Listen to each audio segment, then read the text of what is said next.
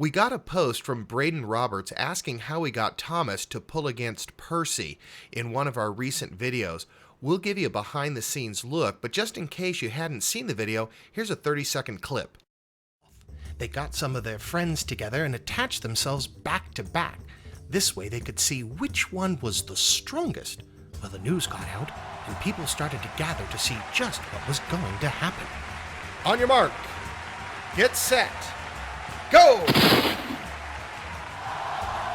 Thomas was instantly going forward. He was pulling hard and he thought he could win, but all of a sudden Percy started to pull very hard.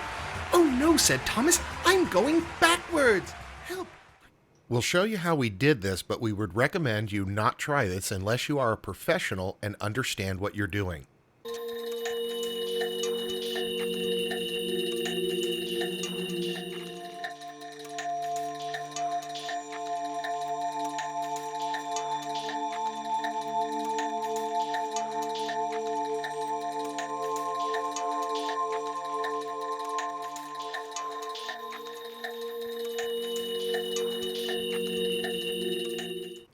Let's take a look at the basic track arrangement. There's a short piece in the middle. It can be 1, 2, 3 feet.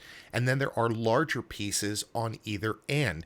And this will depend on what two items you're going to pull against each other. Here we just have some 3 feet pieces of track, but on the video we used obviously much longer track. Here's the key to the whole thing, and that is the middle track needs to be insulated.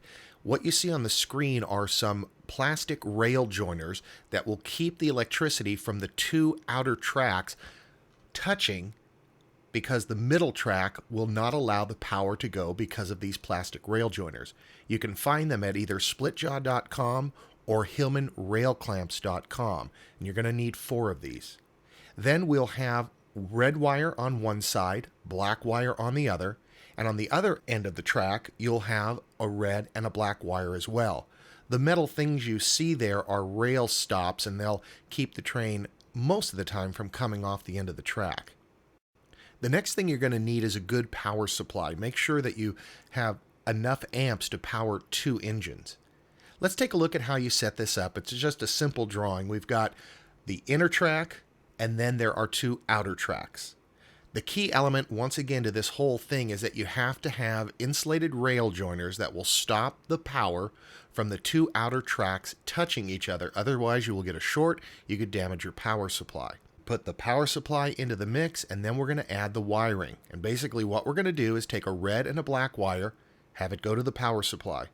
Then we're going to have a red and a black wire go to the outside of the other track.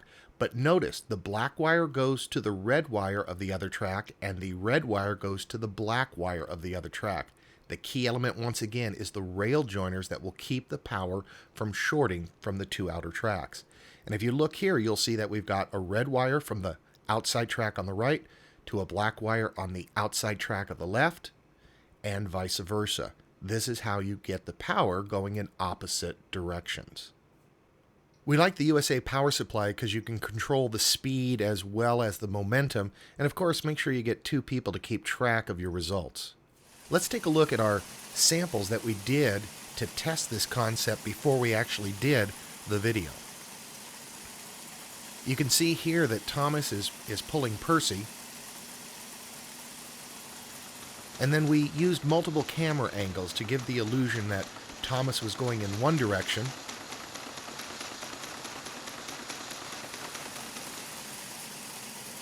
then cut back to the main shot, and then use another camera on the other side to pull Percy this way. If you don't have multiple cameras, you could shoot each shot individually with your camera and then edit them all together. We'd like to thank you and hope you enjoyed this behind-the-scenes look of Thomas versus Percy. You might have fun by setting up a track like this for your club and maybe see if an SD45 can pull against a Bachmann-Shea. It just might be fun. So remember, the rail joiners, the plastic rail joiners, are the key here. We don't want you to create any shorts or damage any of your equipment. If you have any additional questions on how we do the videos or questions about products, please leave a comment and we'll try to answer those as soon as we can.